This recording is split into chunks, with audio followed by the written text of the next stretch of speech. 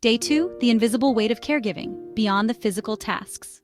Caregiving is often seen as a series of physical tasks: cooking meals, attending appointments, administering medication. But the truth is, caregiving carries a profound emotional and mental weight. It's about being constantly vigilant, balancing unpredictable crises, and feeling responsible for another person's well-being.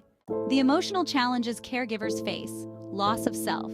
Many caregivers feel like they lose their identity outside of their role. You might wonder, who am I when I'm not caring for someone else?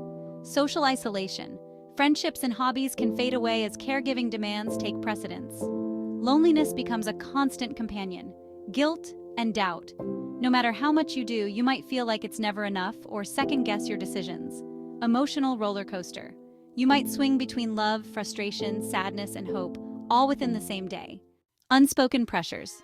Society often romanticizes caregiving, portraying it as noble and selfless. While caregiving is an act of love, it's also incredibly demanding.